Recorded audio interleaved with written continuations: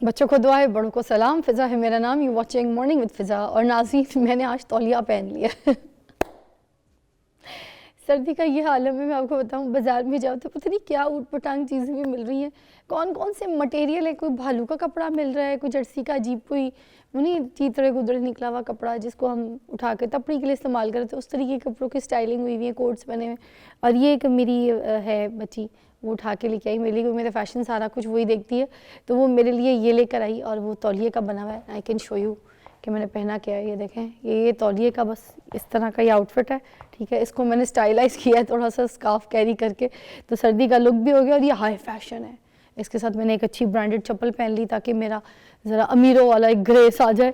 Otherwise पता नहीं ये है क्या, मुझे नहीं पता, ये बाज़ार से मिल गया तो वो लेकर आई। कहती है मम बस जो है ना ये आप पहने, आप बहुत अच्छी लगेंगी और ये हाई फैशन है। मैंने कहा चलो हाई फैशन पहनते हैं। और well I am not satisfied, but जिसको अच्छा लग रहा है तो वो ट्रेंडिंग में अब डाल देगा कि फ़िज़ा ने भी पहना है तो हम भी पहनते हैं।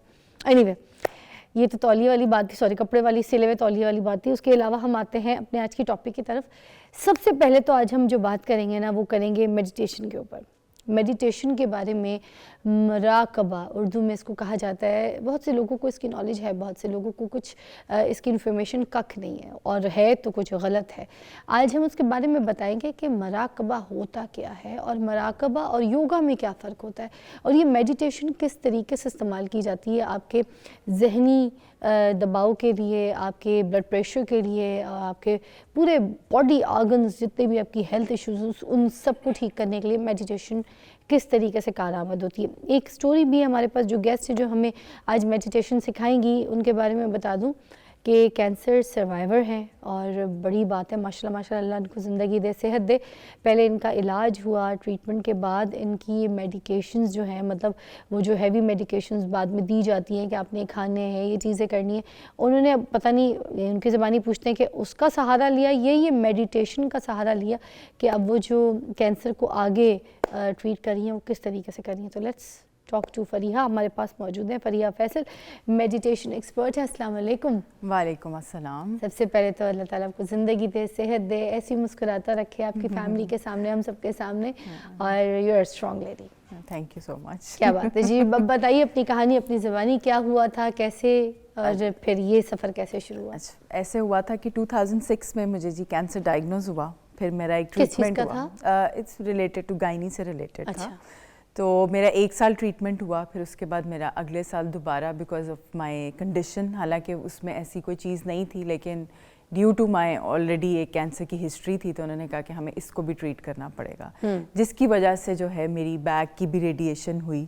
ठीक है, और रेडिएशन के साइड इफ़ेक्ट यही होते हैं कि वहाँ पे आपको फिर एक तो मेरी टांग में दर्द जानी शुरू हो गई, और इसके अलावा और भी बहुत सारे side effect, permanent side effect भी होते हैं, और कुछ ऐसे होते हैं जो सबसाइड हो जाते हैं टाइम के साथ। मेरी वालदा की डेथ इसी वजह से हुई थी ना, कैंसर था तो लास्ट स्टेज था, तो मुझे ये सारे रेडिएशन, कीमोज और इन सब का पेन पता है। ये खून बिल्कुल नीला कर देती है, इंसान का खून सुखा देती है, काला कर देती है, पूरा सब कुछ। मैं कहती हूँ कैंसर पेशेंट जिस तरीके से सर्वाइव करता है, बस अल्लाह का बहुत ख़ास कोई रहम होता है उसके ऊपर। जी आप पे है माशाल्लाह। हाँ जी, तो फिर उसके बाद बस यही था कि फिर मुझे डॉक्टर ने कहा कि आपको मुझे स्टीरॉयड भी लगाने पड़ जाएंगे अगर आपकी बैक की दर्द ठीक नहीं हुई। मैंने कहा please give me some time, और उस टाइम पे मैं ये एक हैप्पीनेस कोर्स पे चली गई, और वहाँ पे वो कहते थे आप दिमाग से बड़ी चीज़ें ठीक कर सकते हैं। तो फिर मैंने अपने तो फिर मैंने इससे अपनी एक तो कमर भी ठीक की, और इसके अलावा मेरे साथ बहुत ज़्यादा साइड इफ़ेक्ट्स थे, तो मैंने फिर उनके बारे में मैनिफेस्ट करना शुरू किया, जैसे हम दुआ कहते हैं जिसको। तो फिर मेरे बहुत सारे जो साइड इफ़ेक्ट थे वो सबसाइड होना शुरू हो गए। तो मैंने कहा ये तो मैजिक है कि आपकी ओवर थिंकिंग भी कम होती है। तो बस फिर इसी तरह जब मैंने अपने आप को खुद ठीक कर लिया, तो मैंने कहा अच्छा अब मैं क्या करूँ। तो फिर मुझे लगा कि नहीं, मुझे अब सोसाइटी, बाकी लोगों को भी ये चीज़ बतानी चाहिए, जिससे मुझे इतना फ़ायदा हुआ है बीइंग ए कैंसर सर्वाइवर, तो बाकी लोग भी उससे फ़ायदा बांटना चाहिए, रहनुमाई करनी चाहिए। क्या बात है, और यही सदका जारिया है। तो फिर अब ये मेडिटेशन जो आपने शुरू की, ये फिर कब से शुरू की, और ये कितनी हेल्पफुल है आपके ट्रीटमेंट के लिए, आपकी चीज़ों के लिए? देखिए 2010 से मैं कर रही हूँ, और पहले मेरा गला बहुत जल्दी जल्दी ख़राब होता था, लेकिन अब टचवुड मुझे अब कोई मेरा ना गला साल में 1 दफ़ा ख़राब होता होगा। पहले बहुत जल्दी जल्दी चीज़ें, बीमारियाँ भी लगती थी, वो भी नहीं अब लगती। ठीक है, जो आपका बेसिकली स्ट्रेस होता ना, आपकी स्ट्रेस फ्री लाइफ होनी चाहिए, जिसकी बेस पे आप जो है एक अच्छी ज़िंदगी, भरपूर ज़िंदगी गुजार वाह। सकते हैं। और फिर देखिए बहुत सारा फियर होता है, और मेरी अब टू बी वेरी ऑनेस्ट मुझे अब कोई फियर नहीं है कि हाँ जी खुदा ना खास्ता मुझे कैंसर तो नहीं हो जाएगा दोबारा। तो वो अल्लाह ताला आपको हिम्मत ताकत भी देता है फिर उसके साथ, आहा, जब आप अपने ऊपर खुद काम करते हैं। वाह। काम अपने ऊपर खुद ही करना है। अगर मैं वाह। कहूँ कि मैं आज आपको जो बता रही हूँ कि इस तरह योगा होता है, इस तरह मेडिटेशन होती है, लेकिन अगर आप उस पर अमल नहीं करेंगे, जैसे मैं ये डेली प्रैक्टिस करती हूँ, ठीक है, तो इसी वजह से मैं आज आपके सामने खड़ी होकर ये बात भी कर रही हूँ, वरना मैं बैठी होती। और इसी चीज़ ने मुझे ये कॉन्फिडेंस भी दिया है कि नहीं फरिया फैसल, जाओ बाहर जाके इसके बारे में बात करो, ताकि लोगों को होप मिले, एक करेजमेंट मिले, ठीक है, वो इनकरेज हों। एटलीस्ट ज़्यादा पब्लिक में ना अपनी ये स्टोरी शेयर करें, एटलीस्ट कोई 4-5 लोगों को बता सकें। बिकॉज कैंसर सर्वाइवर के साथ ना एक और चीज़ भी होती नहीं, हमने नहीं इसके बारे में बात करनी। लोग ये कहेंगे कि जी कि हाय पता नहीं बेचारी, और इस टाइप की चीज़ें भी लोग करते भी हैं और कहते सोनाली भी हैं। बेंद्रे को देखें आप, मनीषा गोराला, आप एक एग्जाम्पल हैं। अब तो बहुत से लोग जिनके साथ बहुत बेहतरी हो जाए और उनको कोई रिश्ता सही मिल जाए तो वो तो फिर रहनुमाई करते हैं। आपको पता है सोशल मीडिया का दौर है, अगर किसी की मदद हो जाए सबसे बड़ा सदका जारिया यही है जो आप कर रही हैं। मैं तो यही आपको मैं बोलूँगी, सलूट करूँगी कि you are such a strong lady. एक तो हर बीमारी का जो इलाज होता है वो विल पावर होता है, आपका इम्यून होता है, आपकी सेहत होती है, और आपके स्ट्रॉन्ग डिसीजंस होते हैं जो आपके सही फैसले हों। और स्ट्रेसलेस लाइफ जो आपने कही वो नहीं होनी चाहिए, बिल्कुल उसकी बिल्कुल ख़त्म, स्ट्रेस के बगैर वाली लाइफ होनी चाहिए, स्ट्रेसफुल लाइफ नहीं होनी चाहिए। तो these things are very important. And साथ में पूछना चाहूँगी, what is this meditation, because lots of people have no idea about it.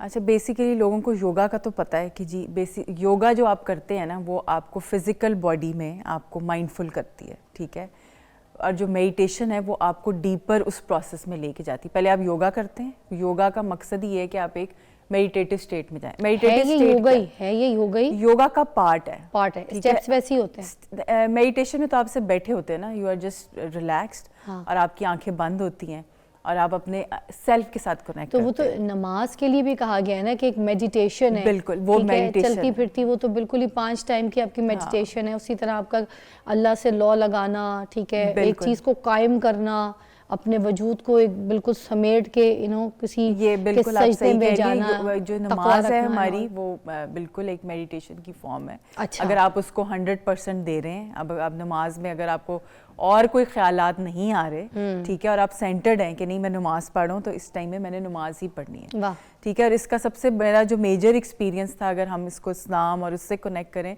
तो जब मैं खाना काबा गई थी तो वहाँ पे मेरी एक बिल्कुल वो जो मेडिटेशन जिसकी हम बातें करते हैं ना कि जी आप दुनिया से बिल्कुल कट जाते हैं और आप बस एक वो उस जगह को देख रहे होते हैं और आप कहते हैं बस मुझे कुछ नहीं चाहिए। हालांकि वहाँ पे आप दवाएं सारा कुछ सोच के जाते हैं, लेकिन वहाँ पे जाके एक बिल्कुल आपको सुन हो जाते हैं कि माशाल्लाह, that's basically a meditative state. माशाल्लाह।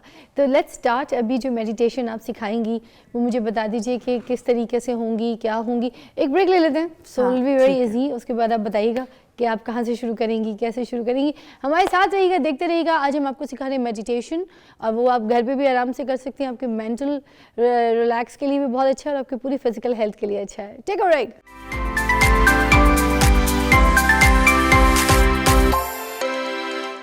अच्छा चलिए जी, वेलकम बैक। कैमरा मेरा उठ के टुरता फिरता रहता है, आप टहलते टूलता रहते हैं। मुझे पहले ही पता चला, बड़ी बेइज्जती नहीं हो गई लाइव। चलो कोई बात नहीं। हाँ जी, तो वेलकम हो गया है जी। अब हम यहाँ पर बताएंगे फरीहा विल टीच अस कि व्हाट इज़ मेडिटेशन, और ये किस तरीके की मेडिकेशन है जो आपकी लाइफ में आप अपने घर पे कर सकते हैं और बिना कोई गोली खाए, बिना कोई आपने कैप्सूल, टैबलेट, इंजेक्शन लगाए, बगैर ही अपना इलाज कर लेना है मेडिटेशन से। तो ओवर टू फरीहा, आप बताइए क्या सिखाने लगी हैं, क्या कराने लगी हैं? पहले तो हम थोड़ा सा योगा करेंगे, ठीक है, फिर हम ब्रीदिंग प्रैक्टिस करेंगे, ठीक है। बहुत तरह की ब्रीदिंग प्रैक्टिसेस होती हैं, लेकिन आज हम इसको कामिंग वाली करेंगे। 2 ब्रेथ्स होते हैं, एक होता है एनर्जाइजिंग ब्रेथ्स होते हैं और एक होते हैं जो आपको काम करती है। तो आज जो हम वो ब्रेथ करेंगे, कामिंग ब्रेथ करेंगे, और उसके बाद हम करेंगे meditation. Let's go Fariha, then come on. मेरा शूज उतार लूं। फरीहा मुझे साथ साथ टीच करती रहेंगी, मैं जी, आपको जी, बताती रहूंगी, जिस तरह वो करेंगी I will follow that, and आप अपने घर पे आप भी फॉलो कर सकते हैं। यस चलें जी। अब आपका ये जो फीट हैं वो शोल्डर लेंथ अपार्ट होने चाहिए, जिसमें शोल्डर डिस्टेंस है, ठीक है। Will start with a gentle massage of our head. यहाँ से हम एक बनाएंगे, इकट्ठा करेंगे, हाथों को चुटकी बनाएंगे, and then start from the centre and will take it back, पीछे की तरफ लेके जाएंगे और पीछे से हम जेंटल टैपिंग करेंगे, ठीक है, आगे है। एंड देन हम दोनों हाथों को अब हम अपने पूरे फेस को मसाज करेंगे इससे, ठीक है।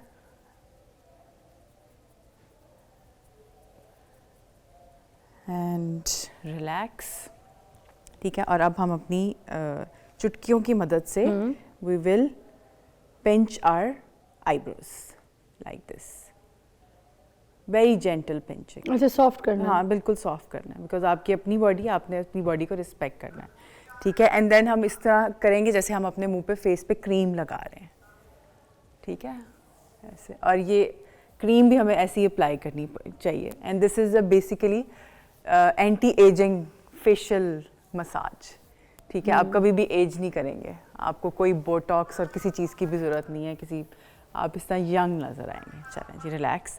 Now shoulders front to back, front and back.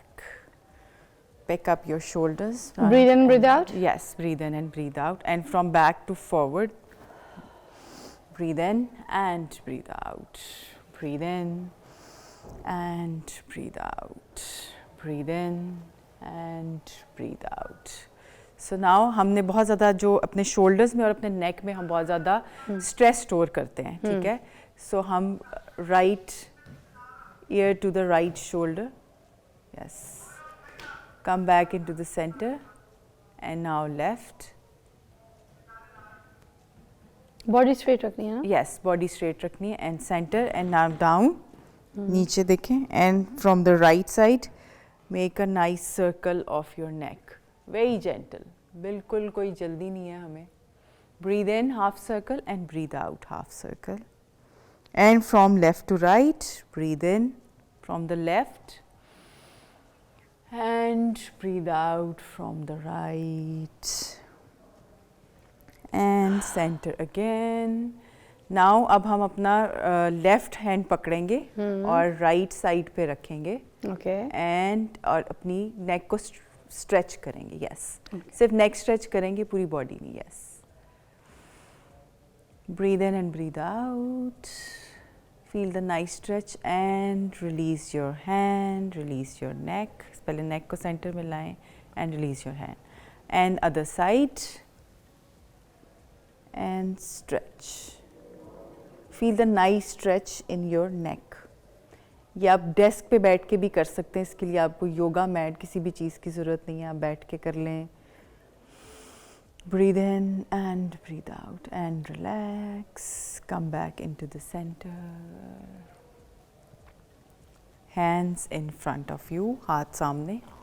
Breathe in and out. In and out. In and out. अब हाथ सीधे and start rotating your hands. Breathe in half circle and breathe out half circle. Opposite direction, breathe in and breathe out. Breathe in and breathe out. Breathe in and breathe out. And now take your hands towards the side. सीधा ले जाएं and up, two narrow walls are pulling you. Okay. दो side से पुल yes, करना है. yes, pull, pull, pull, pull, pull, and relax. ओ बड़ा stress पड़ा हाथ पे. ओह हाय हाय. अच्छा, बिना दीवारों के स्ट्रेस पड़ा यार. ठीक है. अगेन करें, दोबारा मजा आया. चलें, ठीक है. ओके. ये करके पुल करना है, ठीक है? Pull, pull, pull, pull, pull, and relax. वाह यार, ये मजे का था. ठीक है. Now hands on your hip. Okay. Bone, and now start making a circle, big circle. Basically हम ये पूरे joints opening कर रहे हैं. अच्छा. And opposite direction, breathe in half circle and breathe out half circle. Breathe in and breathe out. ठीक है. Now relax. Yes. Knee up and kick. Breathe in, out, in, out, in, out. And now make a figure 8 with your feet, with your ankle joints.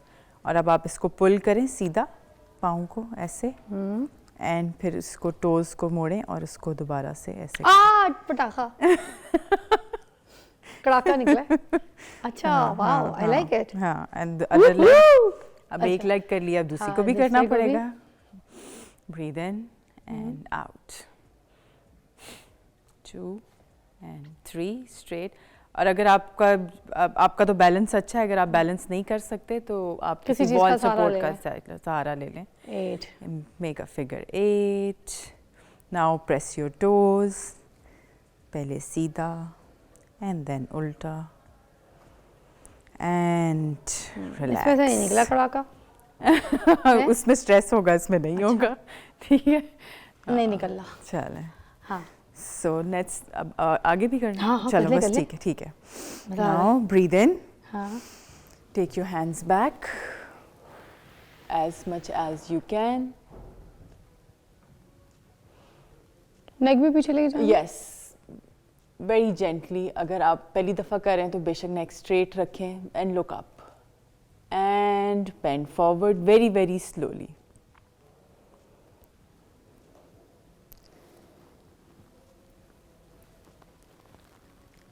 And if you can touch your hands to the floor.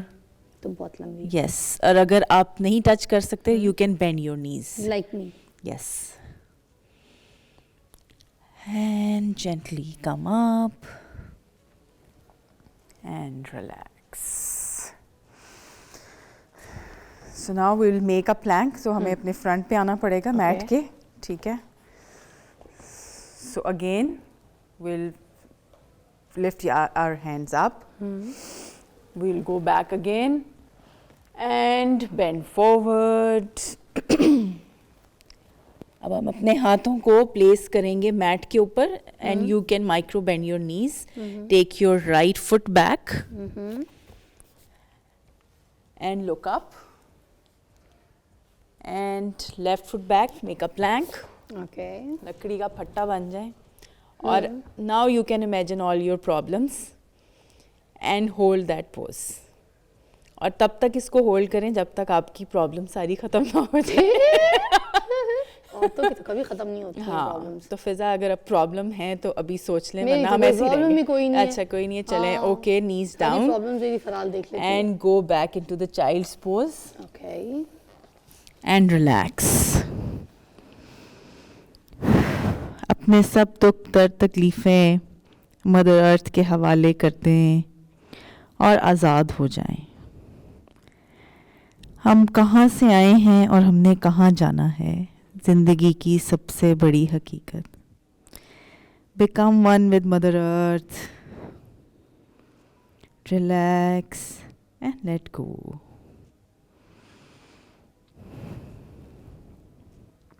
Breathe in and breathe out. Slowly and gradually, whenever you feel complete, you may sit up very, very slowly. So basically this is a namaz posture. This is excellent क्योंकि आपकी कमर इसमें बिल्कुल सीधी रहती है. ठीक है। ठीक है.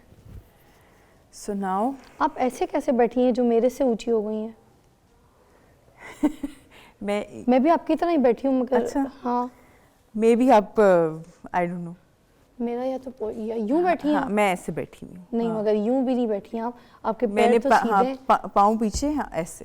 हाँ. आपके थाइज मोटे, हाँ, शायद. इस वजह से आपका वो हाइट हाँ, लगे. हाँ, हाँ, हाँ. वही मैंने कहा मैं क्यों नीचे क्यों हो रही हूँ.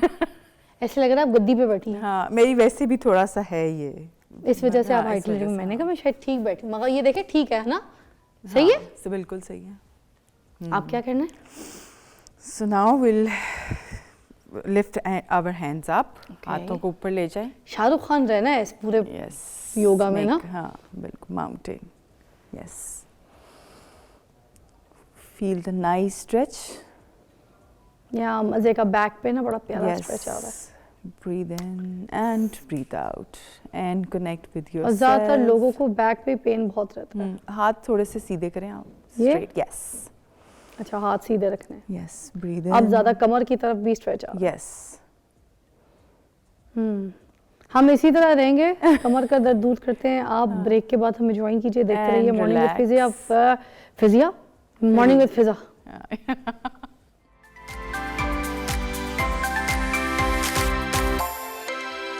Welcome back to watching morning with Fiza. और नाज़रीन देखिए कितनी अच्छी चीज़ है ये मेडिटेशन जो है, आपकी पूरी स्ट्रेस को दूर कर देती है। आपके जो गम दुख दर्द है वो आप उसको कहते हैं निकलो, रफ़ा दफ़ा हो जाओ, मेरी ज़िंदगी से कोई तुम्हारा ताल्लुक़ नहीं, मेरी बॉडी के अंदर तुम जो है ना डैमेज कर रहे हो मुझे। तो ये करके मेडिटेशन आप अपने सारे स्ट्रेस को निकाल सकते हैं। What a person you are, यार टू गुड। अच्छा मुझे बताइए सही वाला मेडिटेशन, कुछ ये तो हमारे एक कुछ स्टेप्स भी हो गए, चीज़ें भी हो गई, और कोई ऐसी जो टिप आपको लगता है ज़रूरी औरतों को करनी चाहिए, बताना चाहिए? एक तो ये कि अपनी ब्रीदिंग पे फोकस करना चाहिए। अच्छा, ठीक है, क्योंकि देखिए जब आप गुस्से में होते हैं तो आप देखें आप गहरे सांस ले रहे होते हैं, जब आप खुश होते हैं तो आपके वो ऑलरेडी हैप्पी, आप हैप्पी तरीके से हार्मोन सारे जाग जाते हैं और वो आप बेसिकली आप ब्रीद इन इस तरह से कर रहे होते हैं। अच्छा, तो अभी का ये है कि हम एक करेंगे रिलैक्सिंग वाली, बिकॉज हमने मेडिटेशन करनी है। तो हम रिलैक्सिंग वाले में ये है कि हम ऑल्टरनेट नॉस्ट्रल ब्रीदिंग करेंगे and then will do meditation 2-3 minutes की गाइडेड वाली। ठीक है, सो आपकी ये 2 फिंगर्स हैं, ये आपने रखनी है अपने मिड आईब्रोज के दरमियान में, and you have to breathe in from the right and close your right nostril and breathe out from the left, and breathe in from the left and breathe out from the right, breathe in from the right and breathe out from the left। और ये आप repeat करेंगे कोई 7 to 8 times. अच्छा, ये आपको automatically एक काम मेडिटेटिव स्टेट में ले आएगा, बिकॉज ये राइट और लेफ्ट ब्रेन को बैलेंस करना इसको भी आंखें बंद करके, इसको आंखें बंद करके करना है। आप जो मेडिटेशन है वो भी आपने आंखें बंद करके करनी है। Now close your eyes, breathe in and breathe out from your mouth. One more time, breathe in and breathe out from your mouth. Relax your mind, focus on your breath, connect with your inner self, focus on your thoughts, जो ख्याल आ रहे हैं उन ख्यालात को आने दें, breathe in and breathe out। अब आप अपने ख्यालात के साथ एक हो गए हैं। Become aware of your feelings, अपनी तवज्जो को अपने एहसासात पे ले जाएं, उनको रोके नहीं, उन्हें आने दें। Whatever is happening, अब आप अपनी फीलिंग के साथ भी एक हो गए हैं। Breathe in and breathe out. Relax and let go. Now you are peace and joy. You are peace and joy. Now again become aware of your feelings, become aware of your thoughts and become aware of your physical body. Breathe in and breathe out. Slowly rub your palms, place them on your face और एक अच्छी प्यारी सी मुस्कुराहट के साथ whenever you are ready and complete, you may open your eyes with a big smile on your face. अभी ये बहुत कम टाइम का था, अब इसमें अगर 20, 25, 30 मिनट्स हों तो फिर आप देखिए मैं आपके साथ ना क्लास रखती रहूँगी, ताकि इस तरह की जो मेडिटेशन है ना, उससे काफ़ी जो मेरी बहनें हैं, घर बैठी औरतें हैं, मर्द भी, उनके स्ट्रेस जो है ना ये दूर हो जाए, क्योंकि सारी बीमारियों की जो वजह है, जड़ है, वो सिर्फ स्ट्रेस है। और मेरी कोशिश ये है कि हमारे माशरे में जितनी भी औरतें हैं सब स्ट्रेस लेस हो जाए, जिंदगी और माशरा अच्छा चलना शुरू हो जाएगा। एक ब्रेक के बाद मिलते हैं, मगर थैंक यू सो मच, बहुत अच्छा लगा आपसे मिलके। same such a here. Good person, बहुत अच्छा सोल हैं आप, और फिर मेरी बहुत सारी दुआएं आपके साथ हैं। थैंक यू क्या सो बात है मच। जी, strong lady, take a strong break.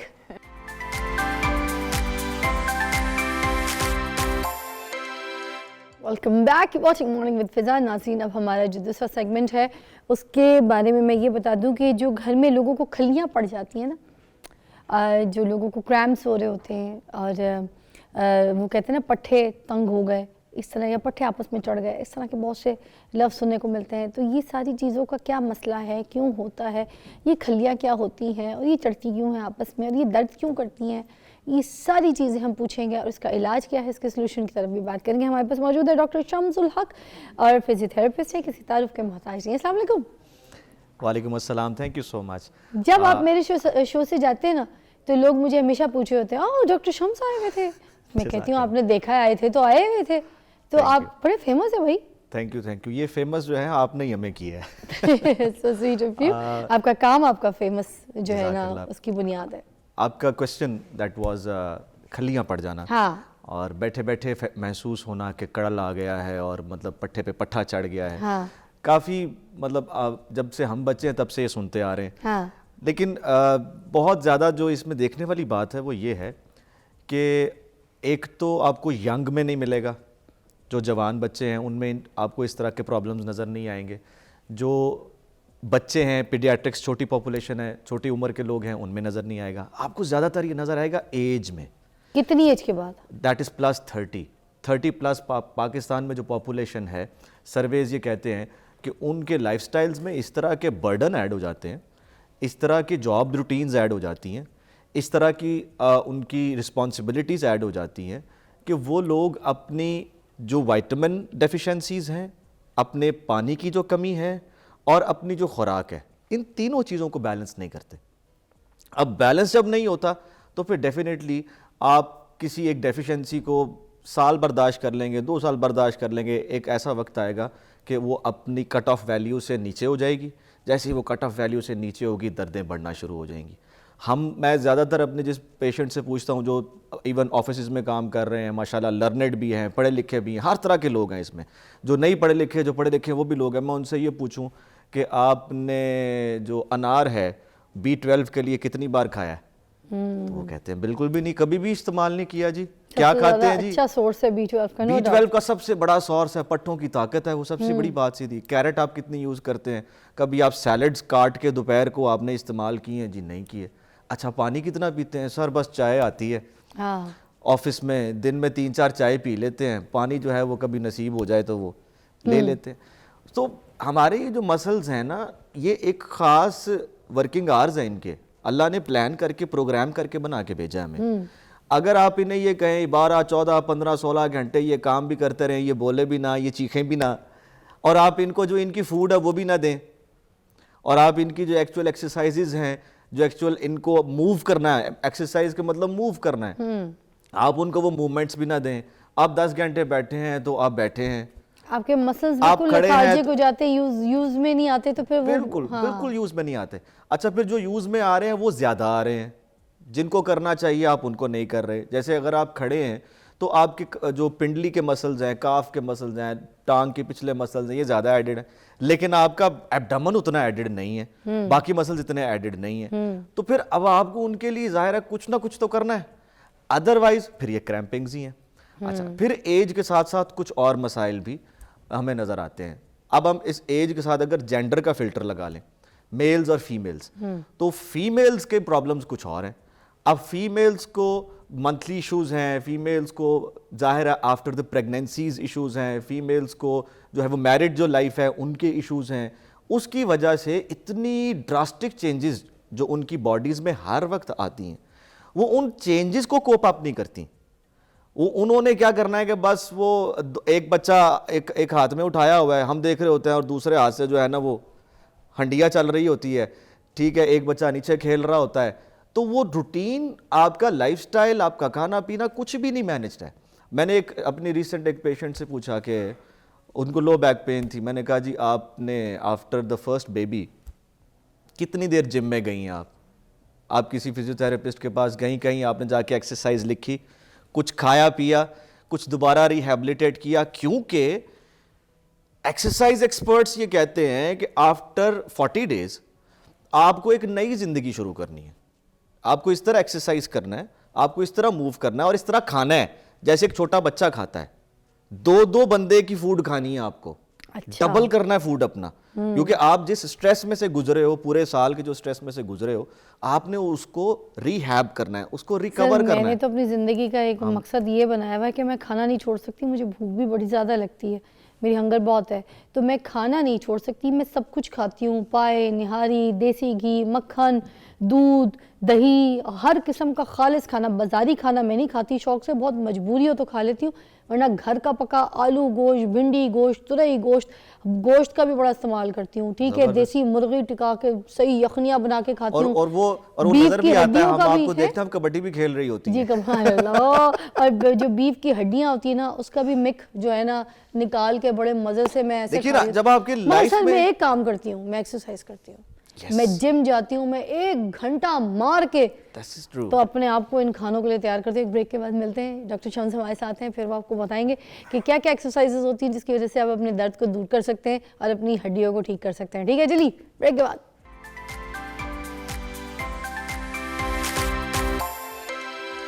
ये देखिए जी, आधी से ज़्यादा प्लेट में खा चुकी हूँ। क्या मज़े की दाल है, और घर से लेकर आई थी मैं देसी घी, उसके ऊपर बस गरम करके जो है ना 1 चम्मच ऐसे डाल दिया। इतने मज़े की ताज़ी ताज़ी चने की दाल है, इसके अंदर और भी दालें मिक्स हैं जस्ट लाइक हलीम, और उसके अंदर मेरे ख्याल से उन्होंने चिकन डाला है, और ऊपर तड़का प्याज का बड़ा खूबसूरत सा, तो मिर्चें जो है हरी मिर्चें साइड पे ऐसी लेटी हुई। ये सब खाने आप खा सकते हैं अगर आप एक्सरसाइज करें। यहीं पे डॉक्टर शम्स जो है ये आपको समझाने की कोशिश कर रहे हैं, और हम सारे अपने शोज़ पे यही बताते हैं।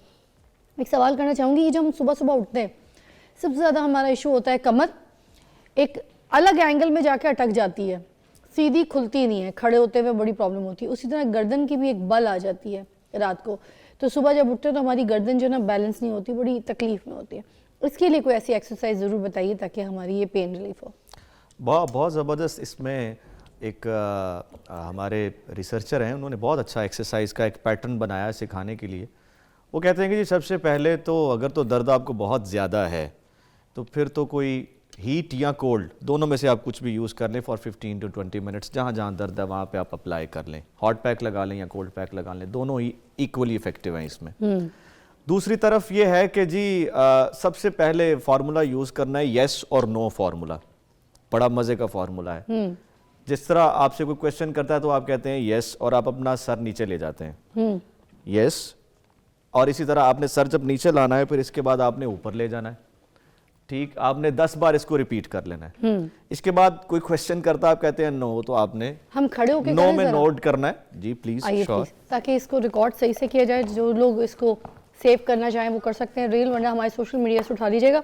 आप कराते, मैं करती हूँ साथ, तो फिर पीपल विल नो। बहुत ही अच्छा फॉर्मूला है, yes, no and maybe. Okay. 3 का हम कॉम्बिनेशन बनाते हैं। स्टिफनेस चूंकि ज्यादा होती है तो उसमें हम बहुत ज्यादा मूव नहीं करते। Okay. तो हमारी इसको कहते हैं नॉडिंग मूवमेंट। तो नॉडिंग मूवमेंट जो होती है वो जरा कम होती है और वो बड़ी इफेक्टिव भी है इसमें। सिंपली क्या करना है, पहले हम नीचे देखेंगे जस्ट लाइक हम किसी को यस कह रहे हैं, यस, नोडिंग डाउन, ठीक है। इसके बाद हम वापस ऊपर आएंगे, गर्दन न्यूट्रल कर लेंगे। अब हम नो में जिस तरह किसी को ना करते हैं, एक तरफ इस तरह मूव कर लेंगे और इसी तरह हम दूसरी तरफ मूव कर लेंगे, ठीक। और फाइनली अब मे बी, मतलब आप किसी कोई आपसे क्वेश्चन पूछता, आपको उसका आंसर का नहीं पता, आप कहते हैं maybe, so that maybe formula should be use. अब हम इसको तीनों को इकट्ठे रिपीट करते हैं, yes, no and maybe. So this is one of the very simple formula. गर्दन में बल आ जाए, आप इसको 20 टाइम्स रिपीट करें after the hot and cold application. Hot भी लगाएं, कोल्ड भी लगाएं, कोई मसला नहीं है। कंट्रास्ट बात भी हमारा एक मेथड है, उसके थ्रू भी हमें इसमें बड़े अच्छे रिजल्ट्स मिल जाते हैं। ठीक है। इसके अलावा शोल्डर डीज बड़ी हेल्प करती हैं। लाइक आप सीधे खड़े हैं तो आप किसी को कहते हैं कि मतलब लाइक आई डोंट नो, सो ये बड़ा अच्छा एक हमारा एक एक्सरसाइज का पैटर्न है। हम इस साथ ही शोल्डर नीचे कर लेते हैं, फिर हम इसी तरह इसको रेज करते हैं, हम फिर नीचे कर लेते हैं, और फाइनली हम राउंड्स बनाते हैं like this, going back and forward, going back and forward. इससे क्या होता है कि हमारे जो गर्दन के ये मसल हैं जिनमें बल आता है, ये मसल दूसरी तरह से एक्टिव हो जाते हैं। यानी हम डायरेक्टली मूव नहीं कर रहे, लेकिन दूसरी तरह से एक्टिव हो जाते हैं और हमें काफी रिलीफ जो है वो इससे आता है। एक फाइनल इसमें हम जो यूज करेंगे वो सर्कलिंग मूवमेंट्स हैं। अच्छा, लेकिन सर्कल, आर्म सर्कल्स करने के लिए हम अपनी पोजीशन थोड़ी सी चेंज करते हैं, लाइक दिस, लाइक हम इस तरह से पोजीशन बना लेंगे। नहीं, आप मेरी तरफ देखेंगी, ओके, ठीक है। And now you will move like this. हम आर्म के सर्कल्स, लॉन्ग सर्कल्स जो हैं वो बिल्ड कर लेते हैं। कोशिश ये करनी होती है कि लॉन्ग आर्क बने, शॉर्ट आर्क में सर्कल्स नहीं करने। तो एक बॉलिंग आर्म के करानी है सर्कल्स शोएब दोनों अख्तर की तरफ, तरह। हाँ बॉलिंग करानी है, लेकिन बाजू पूरा आपका घूमना चाहिए। ठीक है। ठीक। मोस्टली लोग क्या करते हैं कि जब बल आए ना तो ओवर स्ट्रेच करने की कोशिश करते हैं। मैं आपको ये बता दूं, बहुत सी इंफॉर्मेशन इंटरनेट पे ऐसी है जो कि जिसका फायदा कोई नहीं है, बल्कि वो करने से मजीद दर्दें बढ़ जाती हैं। अच्छा, वो लोगों ने लिखी stretch हुई नहीं है, ज़्यादा करना हाँ, पड़ता। लोगों ने लिखे हुए हैं जी, दर्द आए ना तो खींच दें, बस पकड़ के यूं स्ट्रेच कर दें, पकड़ के यूं स्ट्रेच कर दें। प्लीज ऐसा नहीं करना है। हमेशा पहले आपको इसमें वार्म अप्स चाहिए होती हैं और नॉर्मल रेंजेस चाहिए होती हैं। आप जब वार्म अप्स और नॉर्मल रेंजेस करते हैं तो आप खुद ही कंफर्टेबल हो जाते हैं। 30-40%, 50% रिलीफ आपको उसी वक्त इसी से मिल जाता है। शम्स साहब, वो कमर के लिए भी बता दें, जो बिस्तर से जब बंदा उठे और कमर ही सीधी ना हो तो फिर उसके अच्छा, लिए कमर क्या के लिए तो मोस्टली ये है कि एक तो टेक्निक इस्तेमाल की जाती है। अगर लोगों को इस तरह का मसला हो कि वो जब सुबह उठें तो कमर खिंच गई है, हाँ। तो वो सीधा लेटे हुए ही बेड के ऊपर ही अपने दोनों घुटने बेंड करके अपने घुटनों को पुश करें टिल योर चेस्ट, फिर जिसको बताएं ना, हम बिस्तर है, ये बिस्तर पे किया बैठ जाता है। गए, ठीक है, अब बताएं क्या करें? इसमें आपको लेटना पड़ेगा। आय हाय हाय, अब बताएं। अब आप दोनों अपने घुटने बेंड करें, बेंड कर लें। अब दोनों घुटनों के आगे अपना हाथ रखें, एक मिनट, घुटनों माइक के साइड आगे पे कर दूं। रखेंगे, अच्छा जी, अब क्या करना है? घुटनों के आगे हाथ रखें, ये रख दिया, दोनों दोनों दोनों घुटनों के आगे। And now pull, pull maximum जितना आप ले सकें।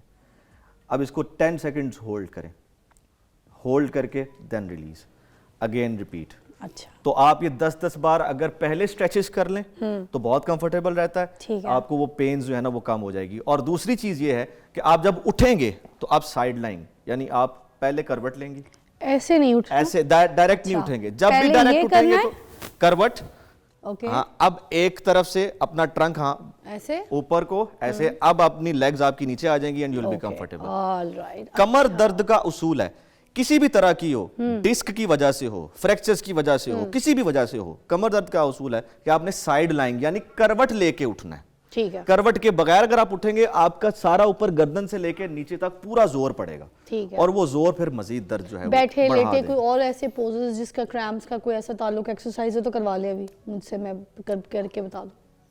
अच्छा, लेटिए प्लीज। जी, अपने दोनों जो फीट हैं अपने करीब ले आएं। अब मैक्सिमम खींचें अपनी तरफ, पुल पुल पुल, जितनी फिंगर्स खींच सकती हैं, फिंगर्स से खींचना है, खींचा। फिंगर्स से। अपने फिंगर्स को और पुल आए, अभी आएगा आएगा, हाँ, फिंगर्स से जोर लगाएं, फिंगर से। ओए होए, आ गया पीछे जो पीछे तक जो फिश, एग्जैक्टली आपकी पूरी काफ से लेके आपको फील होगा टिल द हैम, पूरा Yeah. स्ट्रेच आपको फील होगा। ठीक हो गया? टू मच, हाँ, यस very nice. एग्जैक्ट। अब आप इसको इसी तरह से फिंगर्स से ही आगे की तरफ ले जाइए, और आगे की तरफ भी पूरा पुश करना है आपने इसको। ठीक, इसमें फोर्स लगाना होता है हमने। लगाया है। ठीक हो गया। इसी तरह इसको होल्ड कर लेंगे 10 सेकंड्स, फिर वापस ले आइए ऊपर की तरफ और खींचिए इसको पूरा। ठीक हो गया, सही। फिर आगे ले आइए, फिर पीछे ले आइए। तो इस तरह आप इसको 10 टाइम्स रिपीट कर लेंगे। अच्छा, फिर इससे क्या होता है? इससे आपका जितना आपकी जो टांग का पिछला हिस्सा है, ये जो सारी स्टिफनेस, जो क्रैम्प भी हम शेयर कर रहे थे जी, अकड़ाव आ जाता है सुबह पिंडली के अंदर या टांग के पिछले हिस्से में, तो ये सारे मसल एक्टिव हो जाएंगे। ठीक है। ये स्ट्रेच भी है, ये फ्लॉसिंग भी है। हम इसको टेक्निकली फ्लॉसिंग कहते हैं। ठीक है। तो दोनों तरह से ये जिसको हेल्प प्रॉब्लम करता है पहले यूं होगा, है। एग्जैक्टली, करवट लेगा, फिर ऐसे, फिर बैठेगा और फिर उठ और जाएगा। फिर उठ जाएगा। ठीक है, एक ब्रेक लेते हैं, ब्रेक के बाद दोबारा आपको ज्वाइन करते हैं। जिन जिनको खलियों का प्रॉब्लम है, क्रैम्प्स का प्रॉब्लम है, बहुत दर्द है और उनको आराम नहीं आ रहा, तो ये जो दर्द की दवाइयाँ, ये गोलियाँ, ये खाना छोड़ दें, ये आपका गुर्दा सब कुछ खराब कर देंगे। ब्रेक के बाद मिलते हैं। जो टांगों में दर्द होती है रात को, सोया नहीं जाता, बहुत बुरे क्रैम्प्स पड़ रहे होते हैं, उनके लिए क्या इलाज है? उनके लिए भी एक तो हम ये कहते हैं कि आपकी नीज़, आपके एंकल्स, देखें ना टांग आपके ये तीन पार्ट्स हैं, एंकल, नीज़ एंड हिप्स। आप एंकल, नीज़ और हिप्स इन तीनों के स्ट्रेचेस कर लीजिए बस। इनके इर्द गिर्द जितने हमारे मसल्स हैं आप इनको स्ट्रेच कर लीजिए। आप इवन बैठ के भी कर सकते हैं, लेट के भी कर सकते हैं, दोनों तरह से, ठीक है। और इन स्ट्रेचेस को सिर्फ होता यह है कि थोड़ा सा टेक्निकली करेक्ट करना पड़ता है। मगर ये मसल इस तरह से खिंचाव होता क्यों उसके अंदर? थोड़ी देर बाद खुद ही ठीक भी हो जाता है, but it feel pain, you know. Once again, it may be like multiple things contributing to that one weakness of the muscle at that time. फिर क्या है कि जैसे ही उसने अपना पोस्चर चेंज, आप पोस्चर चेंज करते हैं तो ग्रेविटी से निकल जाते हैं। पहले आप ग्रेविटी पे थे, आप खड़े थे, ग्रेविटी आपको पुल कर रही थी, ग्रेविटी पुल कर रही थी, आपका मसल उसके अगेंस्ट खींच रहा था, उससे वो थकता है, उससे वो फटीग में आता है। फिर जब आप लेटते हैं तो ग्रेविटी जीरो हो जाती है। लेटना आपका रेस्टिंग पोजीशन है, आप उस पर रेस्ट कर रहे हैं और ग्रेविटी जीरो हो जाती है। अच्छा, अब जैसे ही आप खड़े होके लेटे हैं तो अगर तो आपका मसल ओवर फटीग्ड है, आपका मसल में विटामिन डेफिशिएंसी है, उस वक्त आपके मसल ने वर्किंग आवर ज्यादा लिए हैं, कोई आपको लग रहा है उसमें मिनरल्स की डेफिशिएंसी उस वक्त मौजूद है, तो इट मींस कि वो जैसे ही आप अपनी पोजीशन चेंज करेंगे तो वो पहले आपको ये स्टिफनेस देगा। अच्छा। लेकिन हम क्या करते हैं, उस स्टिफनेस को फिर मैनेज करने के लिए हम फौरन जैसे ही कोई रेस्टिंग पोजीशन में आता है हम उसे कहते हैं कि आप अपने एंकल फ्लॉसिंग कीजिए, नर्व ग्लाइडिंग्स कीजिए, आप साथ में अपने नीज की आइसोमेट्रिक्स, अंदर तकिया रखिए, दबाइए अंदर को, बाहर को, नीज को ओपन अप कीजिए, लंबर की रोटेशंस कीजिए। आपकी जो हैमस्ट्रिंग है, टांग बिल्कुल सीधी ऊपर उठाइए, टांग बिल्कुल सीधी ऊपर उठा के 90 डिग्री पे ले जाके फिर अपने पाँव को अपनी तरफ खींचिए, तो आपकी पूरी टांग की उसी वक्त फ्लॉसिंग हो जाती है टिल द एंड। तो ये सारी चीजें रिलेट करती हैं जैसे मसल पुल हो भी है, ठीक है, अब प्रॉब्लम में भी है, दर्द में भी है बंदा और नींद में होते हैं रात को, तो उस वक्त क्या कर सकते हैं? कोई अगर एक्सरसाइज भी आप हमें बता दें, है ना, कि उस वक्त अचानक क्या कर सकते हैं कि रिलीफ भी हो जाए? देखिए, डिपेंड करता है मसल कौन सा पुल हुआ है। अगर तो आपको at the back of the thigh आ रहा है पुल, तो उसके लिए मैं बता देता हूँ। फिर आपको खड़े होके भी आप कर सकते हैं, लेट के भी कर सकते हैं, लेकिन ये मैं आपको खड़े होके बता रहा हूँ। अब आपको जिस टांग में पेन है आप वो टांग आगे ले लेंगी, घुटना बिल्कुल स्ट्रेट रहेगा, टांग बिल्कुल सीधी रहेगी। अब आपने अपनी उंगलियों से पाँव की उंगलियों को रीच करना है, पकड़े पकड़े पकड़े पकड़े पकड़े पकड़े, और अपने पाँव को भी अपनी तरफ खींचना है, लाइक दिस, उंगलियां अपनी तरफ खींचनी है। आपका घुटना बैंड हो गया, घुटना बैंड नहीं होना चाहिए। अगर सीधा रहेगा तो आपको पूरा स्ट्रेच फील होगा, जस्ट लाइक मी। करके देखें जरा, ठीक है, हाँ हो रहा है, आ रहा है जी। अच्छा, अब ये स्ट्रेच आपका यहां से लेके पूरा टिल द हैमस्ट्रिंग्स आपका पुल आ जाएगा। अगर उसी वक्त आपको मतलब पुल आ रहा है तो आप फौरन इस स्ट्रेच के जरिए उस पुल को खत्म कर सकते हैं बड़ी आसानी से। अगर आपको अगली जानिब आ रहा है, हाँ, यानी थाई पे आ रहा है, खड़े होइए, अपनी एक टांग पे आ जाइए and pull it like this, पीछे तो बैक की तरफ, पीछे की तरफ आप खींचेंगी, हाँ, यहाँ पे आ तो रहा है, फौरन आपको इस पे स्ट्रेच आ जाएगा, नॉर्मल, बिल्कुल नॉर्मल हो जाएगा आपका जो थाई है, फ्रंट थाई है। Oh yes. So these are very like magical exercises जो लोग घरों में करते हैं, जिनको पुल्स आते हैं, they know the effectivity of these exercises। वो जानते हैं, वो कहते हैं डॉक्टर साहब हम सिर्फ 2 बार करते हैं, हम ठीक हो जाते हैं, उसी वक्त मैनेज हो जाता है। लोअर बैक में जो चुक पड़ जाती है उसके लिए कोई एक्सरसाइज? लोअर बैक में जब चुक पड़ जाती है तो उसके लिए भी खड़े होके हम ये कर सकते हैं कि सबसे पहली बात तो यह कि हम ट्विस्ट देते हैं। ट्विस्टर्स आपने देखे होंगे जिम्स में, तो जिम्स में होते हैं ना जी, उससे ठीक हो जाता है। बहुत इफेक्टिव है। स्लो या फास्ट? नहीं, स्लो। पेन में हमेशा स्लो। पेन में रूल है पेन फ्री रेंज के अंदर एक्सरसाइज करनी है। अच्छा। मतलब अगर मैं यहां तक आ रहा हूं तो इतना ही करना है, लेकिन यहां से फिर मैं वापस हो जाऊंगा, फिर दोबारा मैं रिपीट करूंगा, फिर मैं रिपीट करूंगा। इससे क्या होगा, आहिस्ता आहिस्ता रेंज बढ़ती जाएगी। मेरी एक मूवमेंट के बाद अगली मूवमेंट बेहतर होगी, फिर उसके बाद अगली मूवमेंट बेहतर होगी। But if we don't have this twister and we're not going gym, then at home how can we do this? ऐसे ही खड़े होके करेंगे हम। आपने बेस अपनी थोड़ी जरा स्ट्रेट की, जो फीट के दरमियान डिस्टेंस है वो आपने बराबर रखना है। अच्छा, बहुत ज्यादा नहीं रखना है। ठीक ठीक, बिल्कुल नॉर्मल सा डिस्टेंस रखें। आप अपने दोनों हाथ भी यूं रख सकते हैं at the hip bones and now rotate. आप बहुत आसानी से रोटेट, ये घर में भी रोटेशंस आप कर सकते हैं। अच्छा, इसमें कोई इशू नहीं। एंड यू शुड फील, जब आप यहाँ पे एंड रेंज पे आए इस तरह, तो आपको यहाँ पर अपने कमर के बिल्कुल दरमियान में थोड़ा सा स्ट्रेस फील होना चाहिए। हो रहा है, आ रहा है, बस इट मीन्स कि अब आप ठीक कर रहे हैं। तो आप इसको बड़ी आसानी से इस तरह मैनेज कर सकते हैं। फिर इसके लिए इसी तरह दोनों हिप्स पे हाथ रख के, सॉरी, आपने ऊपर की तरफ देखना है और छत की तरफ देखना जितना आप देख सकें।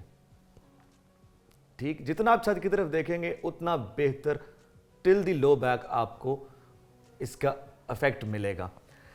कमर की दर्द का असूल है, कमर की दर्द हो तो झुकना नहीं है। अच्छा, ऐसी कोई वर्जिश नहीं करनी जिसमें आपने झुकना है। मतलब डायरेक्ट यूं नहीं होना, अगर Never कुछ गिर गया है, कुछ उठाना है तो फिर पहले बैठना है, उठाना है ग्रेट, और फिर खड़ा होना है। यही है, बैठना है। दोनों बाजुओं को भी इस्तेमाल कर सकते हैं आप। हम कहते हैं अल्लाह ने आपको बायलैटरली बनाया है, 2 बाजू हैं, 2 हाथ हैं, 2 कान है। आप चीज़ों को, अगर भारी चीज़ों को उठाते हैं, you should use both of your legs, both of your hands, दोनों हाथ, दोनों लेग्स को इस्तेमाल करें तो सर पेन्स मैंने का तो कम से हेयर कम पिन रहता उठाई थी एक हाथ से, उस हेयर पिन की लाश को ही उठाते हैं, बड़ी अजीब लगती है। है। बस ये इसी तरह से है ना, वो अब स्पाइन दरमियान में है, हड्डियां सारी दरमियान में है, हम एक तरफ से यूं खींच देते हैं हाँ तो फिर पुल आ जाएगा, वो खींच लेगा आपको, वहीं पे वापस खींच देगा वो। ठीक है, स्ट्रिंग पुल आएगा, फिर आप ऐसे आ रहे होंगे, वही पुल, वही मसल पूरा आपको ऊपर से लेके नीचे तक खींच देगा, पसलियों से लेके हड्डी तक है वो खींच देता है पूरा। वाह, फिर वो कहता है अब मैं आहिस्ता आहिस्ता ही वापस आऊंगा, मुझे रिहैब चाहिए। फिर हॉट कोल्ड पैक थेरेपी कीजिए, आहिस्ता आहिस्ता मूव कीजिए, इसी तरह से रोटेशंस कीजिए, तो आहिस्ता आहिस्ता 3 to 7 डेज के अंदर वो रिवर्स हो जाता है। हाँ, और अगर आपको दर्द फिर आराम ना आए ना तो फिर बस सिंपल सी बात है, मन सबरू का यही हो सकता है। चलिए जी, एक ब्रेक लेते हैं, ब्रेक के बाद आपको दोबारा ज्वाइन करते हैं। Thank you so much doctor साहब, बहुत अच्छी तरीके से आज आपने एलैबोरेट किया, और मुझे लगता है ये जो मेरे थ्रू करवाया है, अब घर में बैठ के मेरी सारी बहनें जो हैं वो ईजीली कर सकेंगी, क्योंकि पहले कुछ लोग ये देख रहे थे कि जब हम किसी के थ्रू करा रहे थे तो उनको लग रहा था कि शायद मुश्किल है, वो जब मैं कर सकती हूँ तो फिर आप भी कर सकते हैं। सो कंफर्टेबल अपनी लाइफ को, अपनी ये जो है ना स्ट्रेस बॉडी में से निकालें, खलियाँ निकालें, ये क्रैम्प्स निकालें और लाइफ को ईजी करें, काम करें। ब्रेक ले।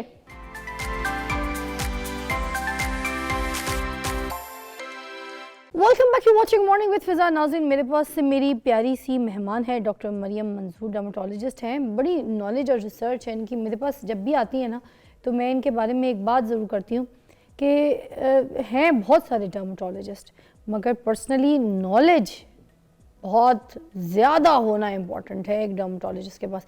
तो उनमें से ये एक हैं मरियम, डॉक्टर मरियम मेरे साथ हैं। आज हम इनसे पूछेंगे कि जो सेंसिटिव स्किन हो जाती है खुश्क मौसम में, ड्राई स्किन हो जाती है, हम बहुत सारे प्रोडक्ट उठाते हैं बाज़ार से और मुंह पे बस लगाना शुरू कर देते हैं, मगर आज की तारीख़ में हम इनसे ये ज़रूर जानेंगे कि कम खर्च बाला नशी में हम किस तरीके से अच्छी प्रोडक्ट उठा के अपने चेहरे पे लगाएं जो हमारे चेहरे को निखार भी दे, साफ भी करे, खूबसूरत भी करे, और जो हमारे स्किन के इश्यूज़ हैं उनको, उन प्रॉब्लम को दूर करे। तो आज ये जानेंगे इनसे कि महंगी दुकान के जो सस्ते प्रोडक्ट्स हैं हम किस तरीके से उठा सकते हैं और इस्तेमाल कर सकते हैं। Doctor Mariam, over to you. अस्सलाम वालेकुम। वालेकुम सलाम। कैसी हैं? मैं ठीक हूँ, आप कैसी हैं फिजा? ठीक ठाक। पहले तो सर्द मौसम के लिए कोई ऐसी चीज़ बता दें कि किस तरीके से हम क्या ख़रीद सकते हैं, क्या लगा सकते हैं, क्या इस्तेमाल कर सकते हैं और कहाँ से। अच्छा फिज़ा, इसमें हम आज बात करेंगे कि जैसे आप अक्सर भी कहते हैं कि कोई घर की रेमेडीज़ भी हों, तो विंटर है, ड्राई स्किन है, पानी भी हम सब कप पी रहे हैं, तो कोशिश करें तो सबसे ज़्यादा कि हाइड्रेट करें, ठीक है, जितना पानी पी सकते हैं वो पिएं। नंबर 2, हॉट ड्रिंक्स का इस्तेमाल बढ़ जाता है, तो वो भी जो है बॉडी से वाटर जो है वो ख़त्म कर देता है, यानी कि निकालता है, ठीक है। तो कोशिश करें, और डाइट भी ऐसी होती है जो कि बहुत ज़्यादा हैवी होती है, लाइक फिश, फ्राइड आइटम बहुत बढ़ जाता है, नट्स बढ़ जाते हैं, तो कोशिश करें कि पानी का इस्तेमाल ज़्यादा करें। अच्छा, मैंने कहा सर्दियों में मैं एक और चीज़ कही थी कि मेरी अम्मी ना सर्दियों में सूप्स ऐड करती थी बच्चों की लाइफस्टाइल में, हर एक को सूप पिलाती थी, यखनियों के जरिए, क्लियर सूप, जिस तरीके का सूप पियो, सूप पियो।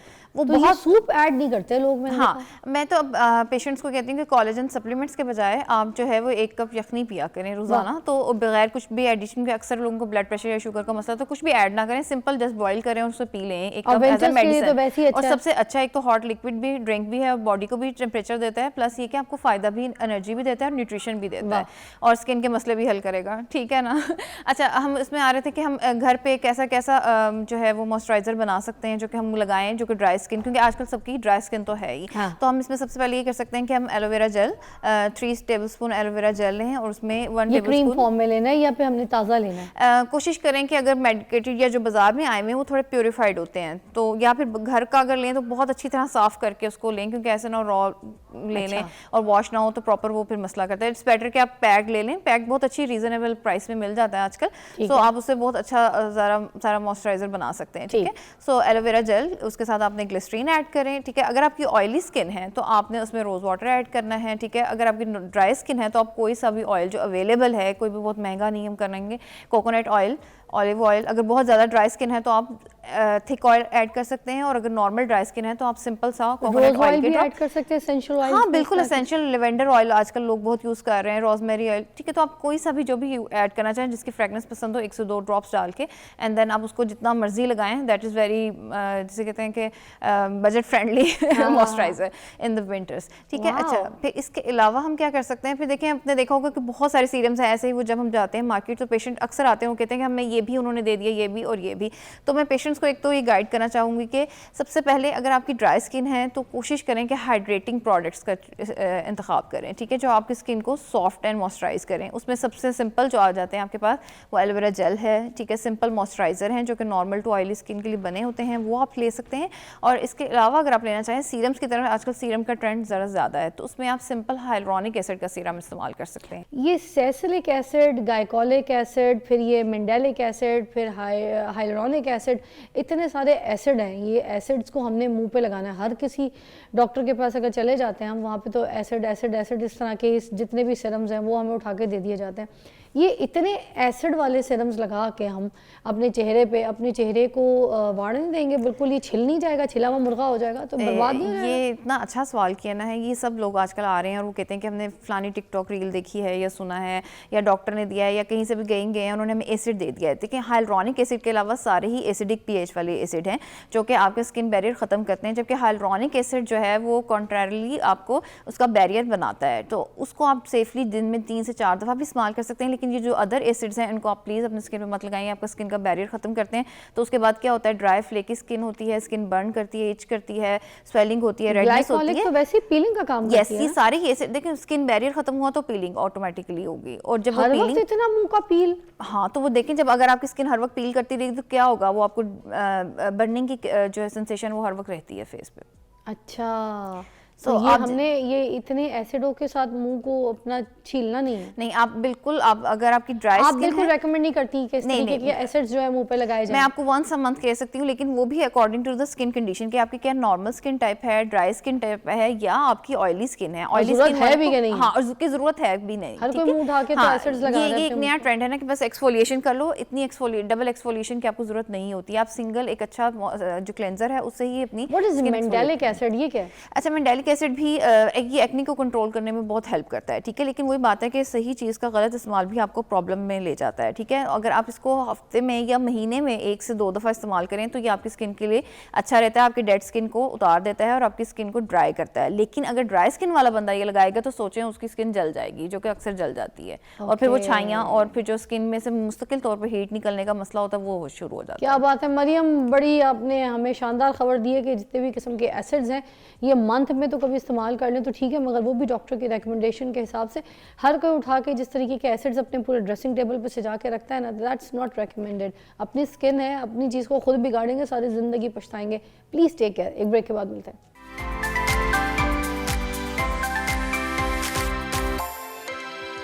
ठीक है, मुझे ये बताइएगा कि जो स्किन केयर की प्रोडक्ट्स होती हैं, ठीक है, अब बाज़ार में जो बहुत ज़्यादा महंगी प्रोडक्ट होती है उस पर बंदा बहुत रिलाई करता है, यार ये थोड़ा सा अच्छा काम करेगी। जो थोड़ी 10 रुपये भी सस्ती होती है तो हम अगर उसको खुद ही अपने आप से कंपेयर कर रहे होते हैं कि नहीं उसका काम ज़्यादा अच्छा होगा इसलिए महंगी है, और हम ले लेते हैं। ठीक है, हमें कैसे पता चलेगा कि जो प्रोडक्ट हमें मिल रही है स्किन के लिए ये हमारी स्किन पे आके ग्लोइंग का काम करेगी, हमारी स्किन को मॉइस्चर देगी, अच्छा टेक्सचर बना के देगी कि नहीं? अच्छा, उसमें ये है कि प्रोडक्ट को चूज़ करने में वही मैं आपको बताऊंगी कि एक दफ़ा आप ज़रूर अपने डॉक्टर की हेल्प लें। वो आपकी स्किन को करीब से देखता है और आपको बताता है कि क्या आपकी स्किन किस टाइप की है, और नंबर 2 उस पर आप क्या क्या प्रोडक्ट्स जो हैं वो इस्तेमाल कर सकते क्या हैं। स्किन प्रोडक्ट जो हम यूज़ कर रहे होते हैं, चाहे मॉइस्चराइजर लोशन हो गया, बॉडी लोशन हो गया, आपकी रिच मॉइस्चराइजिंग हो गया, कोई भी ऐसी हम प्रोडक्ट ले रहे हैं, तो क्या उसमें ज़रूरी है कि हम चीज़ों को मेडिकेटेड देख के लें? इज़ दैट रियली इंपॉर्टेंट, और या फिर मेडिकेटेड के बगैर भी हम चीज़ों को ले सकते हैं? हम मेडिकेटेड के बगैर भी ले सकते हैं। हर चीज़ में बहुत ज़्यादा हर वक्त हमें मेडिसिन की ज़रूरत नहीं होती हर प्रॉब्लम के लिए। लाइक देखिए, हम जैसे सिंपल है कि अगर आपने मॉइस्चराइज़र लेना है और आपको सीरम में जाना चाह रहे हैं, तो आप सिंपल हाइलुरोनिक एसिड का जो है सीरम लगा सकते हैं। उसको वेट फेस पे अप्लाई करना होता है, वो आपका एज अ मॉइस्चराइज़र काम करता है। और अगर आप हाइलुरोनिक एसिड को कंसिस्टेंटली 3 to 6 मंथ यूज़ कर लेते हैं, तो वो एंटी एजिंग प्रॉपर्टीज़ भी आपको देता है। तो आपको कोई बहुत महंगे सीरम या बहुत महंगे प्रोडक्ट्स या मेडिकेटेड चीज़ों पर जाने की ज़रूरत नहीं पड़ती। आप सिंपल हाइलुरोनिक एसिड को डेली इस्तेमाल करके भी बहुत सारे बेनिफिट्स ले सकते हैं। अच्छा, ये जो कोलेजन बूस्ट करने के लिए कुछ मेडिकेशंस इस्तेमाल की जा रही हैं, जैसे आजकल इसकी लिक्विड जो है लोग लेते हैं, कुछ शॉट्स भी पीते हैं, कुछ जाके इसकी कैप्सूल्स खाते हैं, कुछ ऐसी कैप्सूल्स आती हैं जो 6-6, 5-5 आपको एक साथ खानी पड़ती हैं पूरे दिन में। तो ये कोलेजन आपको पता है टैबलेट्स वगैरह भी आ गई हैं जो कि बहुत ट्रेंडिंग में, और डॉक्टर्स भी कहते हैं कि कोलेजन टैबलेट्स लें या कोलेजन सप्लीमेंट्स, इस तरह की चीज़ें। तो आप क्या कहेंगे इस बारे में, कितनी ज़रूरी है? अच्छा, कोलेजन जो है कोशिश करें कि डाइट से पूरा कर लें। पहले ज़माने में तो कोई कोलेजन की ऐसी नहीं टैबलेट्स के बारे में ठीक है। सुना भी नहीं था, ना और किसी ने खाया। और जो बहुत बड़ा कैप्सूल है या इस तरह से कोलेजन का मॉलिक्यूल डायरेक्ट एब्जॉर्ब नहीं होता, इसके साथ हमें विटामिन सी या हमें कुछ और चीज़ें जो हैं वो लेनी पड़ती हैं, ठीक है। सो जो इतने बड़े बड़े हम कैप्सूल्स या वो खा रहे हैं, तो मोस्टली वो एब्जॉर्ब नहीं होते और वो यूजुअली पास आउट हो जाते हैं। तो जैसे ग्लूटा की कोई भी हम कैप्सूल या फिर अगर टैबलेट खा रहे हैं, तो उसके साथ हमें ये विटामिन सी लेना पड़ता है, इसका इसी सोर्स तरह है ना। इसको लिए भी हमें कोलेजन के लिए भी हमें उसको ब्रेक डाउन करने के लिए, उसको सॉल्युबल बनाने के लिए कुछ और चीज़ें लेनी पड़ती हैं। अच्छा। तो इट्स बेटर कि अगर आप नहीं अफोर्ड करते तो आप सिंपल जो डाइट की फूड हैं उनसे भी अपना कोलेजन पूरा कर सकते हैं। और नंबर 2 जो फिर अगर आप लेना भी चाह रहे हैं, तो आप अपने डॉक्टर से ज़रूर इसमें हेल्प लें और उसको प्रिस्क्राइब करवाएं कि आपको कौन सा कोलेजन जो सप्लीमेंट है वो आपके लिए ज़रूरी है।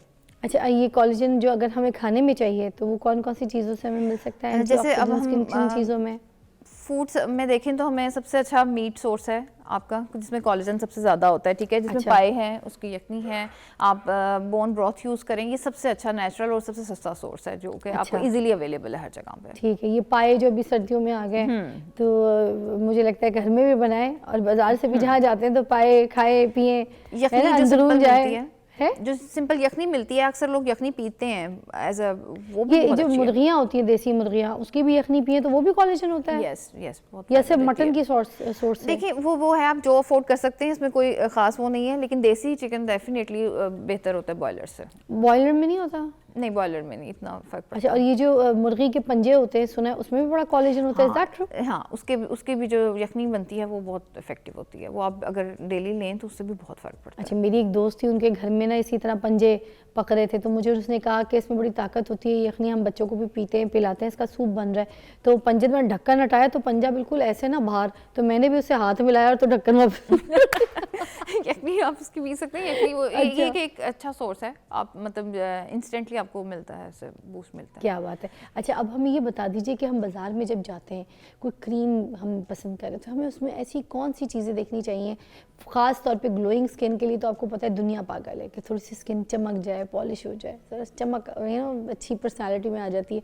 तो मुझे ये बता दीजिए कि हमने उस क्रीम में क्या देखना है? कुछ चीज़ें ऐसी जो हों उसकी वजह से हम ना लें, क्या कोजिक एसिड, कोई ऐसी चीज़ें जो लोग कहते हैं कि होनी चाहिए क्रीम्स के पीछे, तो वो आपकी स्किन को चमका देगी, साफ़ कर देगी, इज़ दैट ट्रू? अच्छा देखिए, अगर आपकी स्किन अंदर से हेल्दी नहीं है तो बाहर से कुछ भी लगाने से वो सिर्फ चमकेगी नहीं, ऐसे ठीक ही है। है। तो सबसे पहले बेहतर है कि आप अपनी डाइट को बेहतर करें, अगर आपकी न्यूट्रिशनल डेफिशिएंसीज हैं उनको पूरा करें, अपना सन ब्लॉक वो ज़रूर इस्तेमाल करें, ताकि जो ऑन गोइंग पिगमेंटेशंस हैं जो कि बन रही हैं या डलनेस आ रही है वो तो रिकवर हो, ठीक है। नंबर 2 मैं आपको कहूँगी कि उसके बाद अगर आपने कोई भी ऐसी प्रोडक्ट इस्तेमाल करनी है, उसमें सबसे बेस्ट है आप हाइलुरोनिक एसिड का चूज़ करें और सिंगल इंग्रेडिएंट यूज़ करें। बहुत ज़्यादा मल्टी इंग्रेडिएंट के साथ जो है वो प्रोडक्ट इतना अच्छा नहीं रहता, तो आप एक सिंगल जैसे कि हाइलुरोनिक एसिड है वो इस्तेमाल करें, या विटामिन सी है वो फिर भी बेहतर रहता है, ठीक है। फिर तीसरा आ जाता है, लाइक अगर आप जैसे कहेंगे कोई भी वाइटनिंग में जाना चाहते हैं तो उसमें यूजुअली विटामिन सी ठीक है, अल्फा आर्बुटिन, कोजिक एसिड और ग्लूटाथान भी आजकल उसकी क्रीम्स भी अच्छी आ रही हैं। अब नॉर्मल कंसंट्रेशन 10 to 20% के साथ आप ले सकते हैं, लेकिन मेरी रिकमेंडेशन यही है कि आप एक प्रॉब्लम के लिए एक ही सिंगल इंग्रेडिएंट को चूज़ करें, क्योंकि समटाइम उसका कॉम्बिनेशन अच्छा नहीं जाता और आपको भी पता नहीं होता कि हमें सूट कर रहा है कि नहीं। और हमेशा नया प्रोडक्ट को पैच टेस्ट करें। सबसे पहले अपनी स्किन के किसी एक हिस्से पर लगाएं, कान के पीछे लगाएं, बाजू पे लगाएं या गर्दन पे लगा के उसे चेक करें 24 to 48 आवर्स के लिए, और फिर देन आप अपने इसको उस प्रोडक्ट को अपनी स्किन पे लगाना इस्तेमाल करें। क्योंकि अगर स्किन इरिटेट कर जाती है तो फिर एक्नी इश्यूज भी शुरू हो जाते एक्नी इशू और हैं। बैरियर जब रप्चर होता है तो कभी या तो वो एक्नी, अगर ऑयली स्किन है तो वो एक्नी बना देगा, और ड्राई स्किन है तो वो एक्जिमा की तरफ चला जाता है, और दोनों के बाद पिगमेंटेशन का चांस बहुत ज़्यादा बढ़ जाता है, क्योंकि एशियन स्किन है हमारे पास, हमारे यहाँ डार्कनेस वैसे ही बहुत ज़्यादा है। कि चेहरे पे मसाज वगैरह करने से जो ड्राइनेस है, डलनेस है चेहरे पे, ये दूर हो जाती है कि चमक आ जाती है? अच्छा देखिए, बहुत ज़्यादा हार्श मसाज की ज़रूरत नहीं होती, आप नॉर्मल मसाज यानी कि सिंपल आप, अच्छा इसमें सबसे अच्छी रूटीन ये है कि आप क्लिनजिंग तो करें। हम तो ये देख रहे हैं आजकल सोशल मीडिया पे कि पत्थरों का मसाज है, तो जो चीज़ मिलती है उसे मसाज, पता नहीं क्या क्या, कोई हाँ। स्टोन मसाज फेस की, और एक और मसाज चली है लंदन में, वो बड़ा रगड़ के चेहरे को ना आपके मसाज करते हैं, ब्लड सर्कुलेशन बड़ी तेज़ करते हैं, उसके बाद पूरा चेहरा लाल सुर्ख चिट्टा हो जाता है, और वो जो है ना पूरा चेहरा ऐसे ऊपर की तरफ टाइट खिंचा खिंचा भी हो जाता है। बड़ा आजकल ट्रेंडिंग में ये भी, मुझे नहीं पता इसको क्या कहते हैं, बट इट्स गोइंग ऑन। अच्छा, ये बेसिकली सारी जो स्टोन्स हैं या जो गौशा होते हैं या इस तरह के जो रोलर्स हैं, वो सब क्या करते हैं, आपका लिम्फेटिक ड्रेनेज इंप्रूव करते हैं। तो अगर आपका लिम्फेटिक ड्रेनेज डेफिनेटली इंप्रूव होगा तो एडिमा कम हो जाता है, स्वेलिंग कम होती है, और ब्लड सर्कुलेशन बेहतर हो जाती है, तो आपको एक यूथफुलनेस सी फील होती है और टाइटनेस स्किन में फील होती है। अच्छा। तो आप लाइट सा मसाज डेली कर सकते हैं, डेली कर फेस योगा करें, ठीक है, और लेकिन कोई भी बहुत हार्श मसाज जो है वो आप ना करें, या बहुत हार्ड टेम्परेचर के साथ कि इस तरह से ना करें खुद से, क्योंकि वो तो प्रोफेशनल्स होते हैं, उनको थोड़ा पता होता है कि कैसे करना है, ठीक है। तो हम घर में नॉर्मल उसके साथ आप कर सकते हैं। और सबसे अच्छी जो स्किन केयर एक रूटीन है सिंपल, आप बहुत ज़्यादा कॉम्प्लिकेशन में जाने की ज़रूरत नहीं है। अगर आपकी नॉर्मल स्किन है तो आप क्लेंस करें उसको, ठीक है, फेस वॉश करें अपना, और उसके बाद आप एक अच्छा मॉइस्चराइज़र जिस भी रेंज का आप लेना चाहते हैं वो लगाएं, और after that sun block must है, ठीक है। तो आपको देखेंगे कि आपको बहुत सारी चीज़ों की ज़रूरत ही नहीं पड़ेगी अगर आप इस रूटीन को फॉलो कर लेंगे। और अगर आपकी ऑयली स्किन है तो आप उस पर कोई भी जेल बेस्ड जो मॉइस्चराइज़र है वो लगाएं, या सिंपल हाइलुरोनिक एसिड लगाएं, और आफ्टर दैट आप अपना सनस्क्रीन लगा लें, वो भी जेल बेस्ड होना चाहिए। तो आप देखें कि आपको बहुत ज़्यादा प्रॉब्लम्स कम हो जाते हैं आपके स्किन के, लेकिन इसके साथ कंसिस्टेंसी ज़रूरी है। क्या बात है, thank you so much Mariam, sweet of you. बहुत मज़े से अपनी चीज़ों के बारे में हमें एलैबोरेट किया, और आखिर में हमें समझ ये आया कि बहुत सारे एसिड्स जो हैं वो अपने चेहरे पे नहीं लगाने, बहुत ज़्यादा क्रीम्स, बहुत ज़्यादा ऐसे प्रोडक्ट अपने चेहरे पे एक्सपेरिमेंट नहीं करने, अपनी स्किन को थोड़ा सा सांस लेने दें, हवा लेने दें, पानी आप अपने चेहरे पे डालने दें। जैसे एक पौधा है उसको पानी डालते हैं, उसी तरह आपकी स्किन भी आपके साथ इसी तरह चलती है, उसको भी पानी चाहिए, हवा चाहिए, धूप चाहिए, और उसको थोड़ा सा ख्याल चाहिए, थोड़ा प्यार चाहिए, थोड़ा पैम्परिंग चाहिए, तो फिर आपकी स्किन बड़ी चमकेगी। तो नाज़रीन, अपना ख्याल रखिए और उसके बाद खूबसूरत और साथ साथ चमक जाइए, चमकता चेहरा लेकर पूरी दुनिया फतह कर लीजिए। चलिए जी, आपको मिलते हैं कल, अपना बहुत ख्याल रखिएगा, अल्लाह हाफ़िज़।